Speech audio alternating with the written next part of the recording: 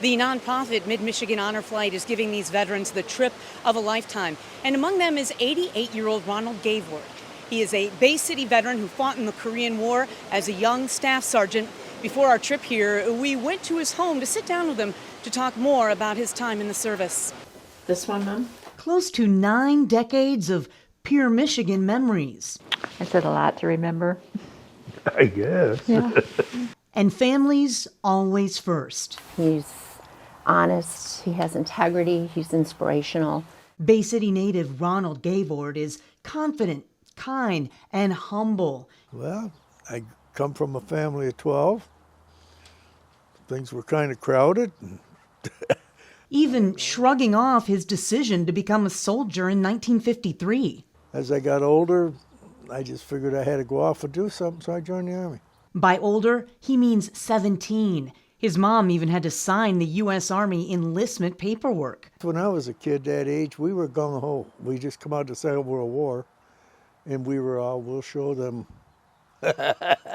His 7th Infantry Division, 17th Regiment Charlie Company, It's hard to talk about all this. was shipped off to Korea for what's described as the Forgotten War. Yeah, I've always been disappointed over that, to be honest, because they always called it a police action, but, it was actually a war. People were fighting and dying. Constant combat, deadly temperatures, with just 2 pairs of socks. It was hard, very hard. It was cold, very brutal. Our clothes weren't quite up to par, but we were just starting to get boots and stuff that was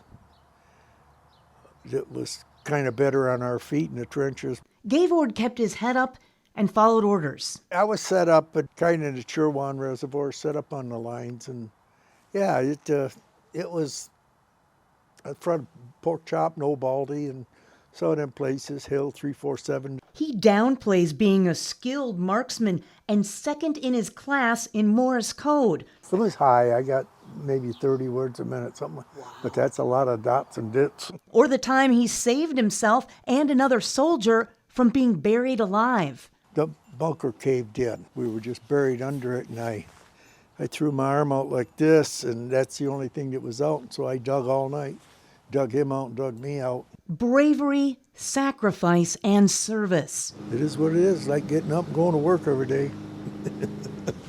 Heck of a job. But Gaveward doesn't consider himself a hero. I gave a little bit, some gave all, He's looking back at photos, memories, and mementos. You could see it's made out of a hanky. I had the guys I was with over there sign it. Ahead of the Mid-Michigan Honor Flight to Washington, D.C. with his daughter Tina. I guess just spending time together and going off and doing something a little different. His bride of 66 years agrees. I think it's going to be the most wonderful thing. He's going to really love it. And for him to see the Korean monument is going to be everything. Along with dozens of other veterans who also witnessed a war. You didn't know each other, but you bonded together real quick.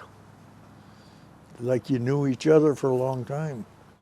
And this trip is truly remarkable for all of these veteran heroes who share a common bond. Coming up at 6, we're going to take a closer look at this Mid-Michigan Honor Flight and show you why it truly is so special as we honor their bravery, sacrifice, and service. In Washington, Christine Winter, ABC 12 News.